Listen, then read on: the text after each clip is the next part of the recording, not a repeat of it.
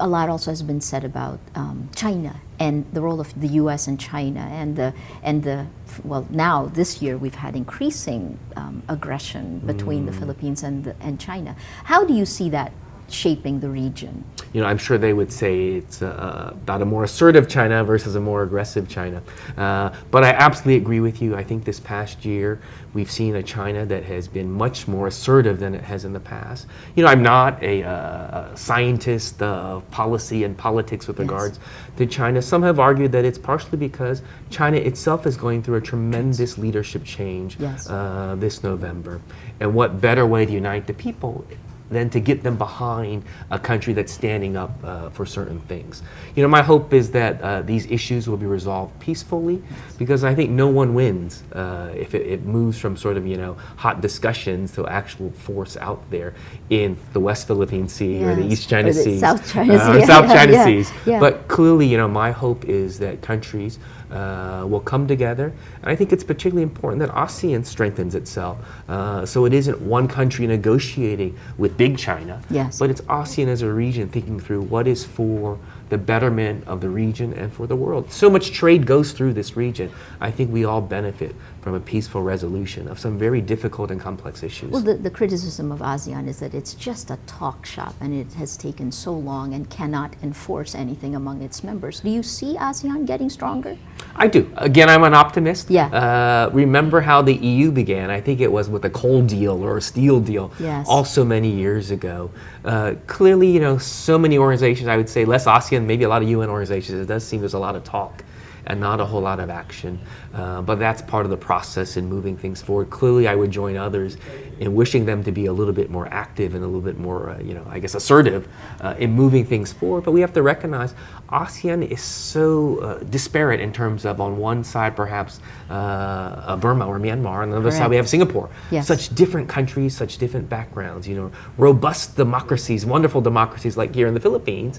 In other countries we have constitutional monarchies, we have, until very recently, a military dictatorship in Burma. So such Myanmar diverse. is incredible also, the change it's gone through this year, and the money that's coming into Myanmar, right? You know, in some ways I feel that in many ways it's a mad rush to Myanmar, or is it a Burma bubble in essence? Is it a Burma bubble, or is, I feel there is a little bit of a bubble. I think in the long run, of course, there'll be growth. It'll be for the betterment of the region, for the betterment of the people of Burma. But I think there's so many people wanting to rush in and make some money right now that my hope is that the government there, the people there, find a way forward that's respectful of the diversity of ethnicities and religions in Myanmar and Burma, as well as recognize that, yes, they need to improve the lives of people to ensure their support for that government. The last area I want to talk about is something that you've been looking at for a long time. I mean, you just came from Mindanao. You said Bangsamoro. I mean, a framework agreement was signed last week. What does this mean? How does it look from the outside? When you went there this week, what did it look like? Yeah, thank you for asking that question. Indeed, you know, since stepping down from the board of the Asian Development Bank, I joined the board of a terrific non-for-profit group called Community and Family Services International, CFSI. It's a group that I really, Filipinos should be so proud of, though it's really not known so well. It was founded, some 30 or so years ago here in the wake of the then refugee crisis, as refugees came into the country and were housed out in Bataan. And so some of the people that work with those really disrupted families and communities have been involved in now, since that time, so many areas where people have been displaced. And really, number one in many ways in terms of people displaced has been the situation in Mindanao. And so I did have the chance to go down my second trip down to Maguindanao, to Cotabato, where I did have a chance to talk to some of the families. Some people have only recently begun to move back from, you know, almost evacuation centers that have been their homes for really years, back into the barangays that really were disrupted in these conflict zones. You know, CFSI's, they're engaged with UNHCR, the UN High Commissioner on Refugees, UNICEF, World Food Program, but really the heart of their engagement is with the people of that region. And what is the mood among the people? I think hopeful. I think there is a bit of wariness. You know, people recognize it's the beginning of a process, and there may be many potholes in that road forward, but I think people are hopeful. I had the chance to sit down with a couple of the women that are being helped by some of these terrific CFISI programs. And one, I don't want to focus on just one individual, but I'm shaped by what this one woman, Fatima, was her name. She said to me that people would cry if they saw how her life had been in the evacuation center, when all she wants is a better life for her small child. And now they're back in their own community, still so much that needs to be done. But she was hopeful. She said she was happy in a weird way, and we think about what is happiness, but she was happy for what has happened.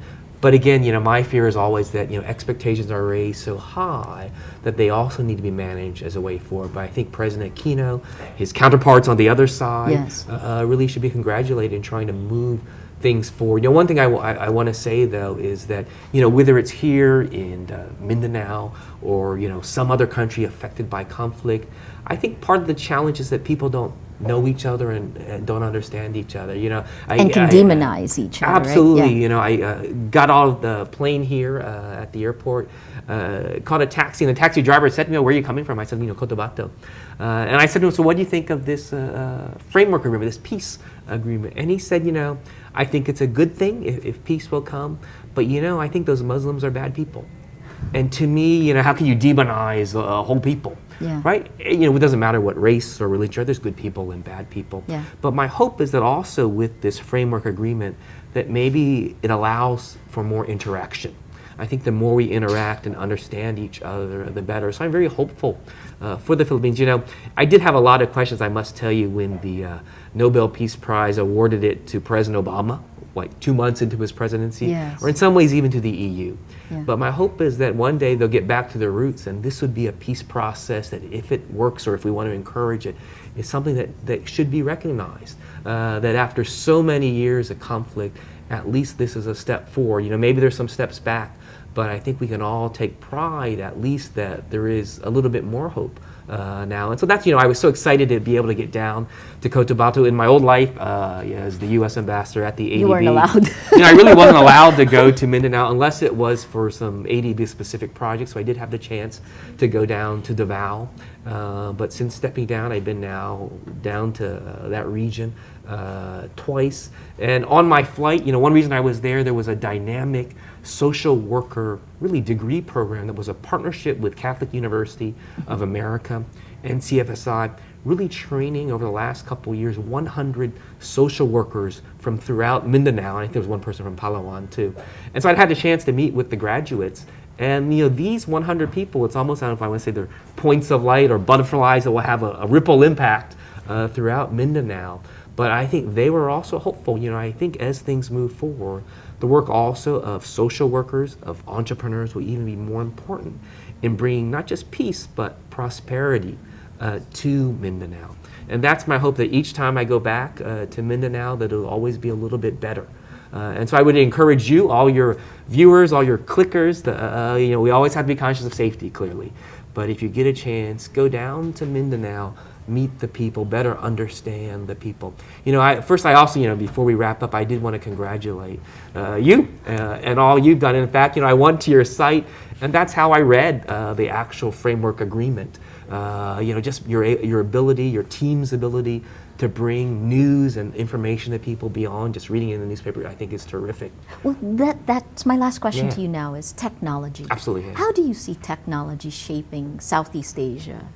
I think it's really going to transform things. I am cognizant there's a cost to technology. Correct. And so we need to think through what are cost-effective ways that technology can drive change. One is something you and your team are doing, getting out information. To be honest, I think there's a bias to every media. Yes. So you can't always say, I used to be a journalist, I had my own biases in some ways. There's a bias to every media, but people need to choose the information that they want to read, but hopefully there's more and more information out there that hopefully doesn't just support what they think, but also will challenge them to think. One interesting anecdote before we wrap up was, in Afghanistan, there's a story that police officers, not just officers, but the police forces, were under a new program, were getting paid by mobile phones, so the use of technology. So they got a credit on their phone, which they would then go and get money. But when this happened, they thought, wow, I also got a 30% raise.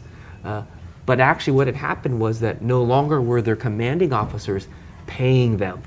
So there was no opportunity, no touch point for them to take the money before I paid the Yes. people. And that's one example of how technology That's a great example. can transform things. Yes. Even here, I don't want to just, again, focus on the Philippines, but customs, as you know, Yes. in many countries, there's Yes. many opportunities for people trying to make an extra peso or dollar.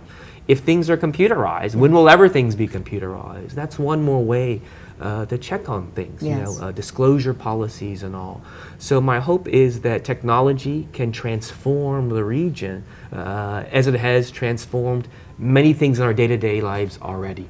From how we get information to some ways, how we even, buy things sometimes.